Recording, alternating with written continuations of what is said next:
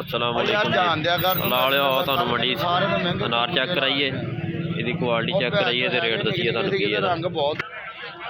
लो जी माशाल्लाह माशाल्लाह, देखो जी गिन लो, गिन के 12 दाने हैं अनारां दे, 5 किलो वजन। लो जी अनारां दी पेटी का रेट सीगा 1800 रुपया। तो आओ तुहानू सेबां दे रेट चेक कराइए।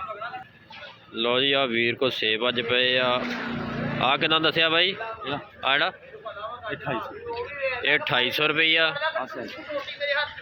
आ 3700 रुपया काला गलू, आ भाई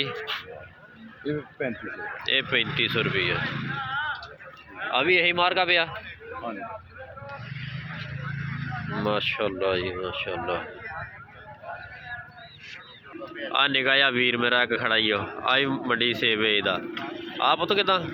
150 रुपये किलो बेचने। लो जी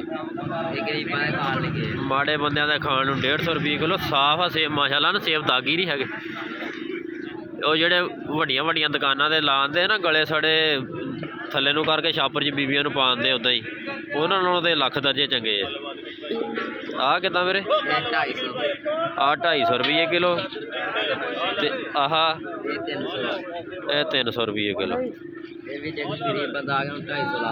माशाल्लाह माशाल्लाह। नहीं रेट फिर कन्फर्म जे पुत दस जेडे लगने वो दस, यूट्यूब ते रेट चढ़ने तो फिर इदा तो ना दस। तो शकरकंदी कितना पाई है? 450 वट्टा शकरकंदी का जी। होर की है तेरे कोल? बस गाजर 100 दियाँ 5 किलो गाजर। लो जी लो जी माशाल्लाह अमरूद चेक करो। सुनिया कितना वजन दसदा ਇਹਦਾ? ਉਹਦਾ ਹੈਗਾ 11-12 किलो, ਇਹਦਾ 10 किलो।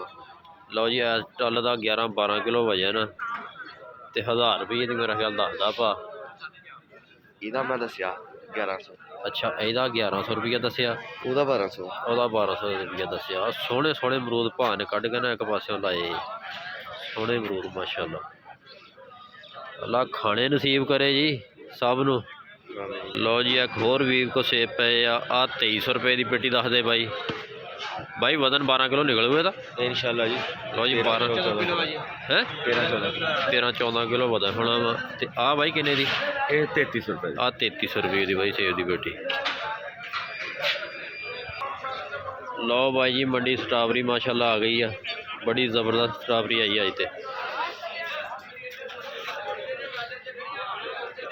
देख भाई स्ट्रॉबेरी अज तो माशाल्लाह हुसन वाली अखीर आ।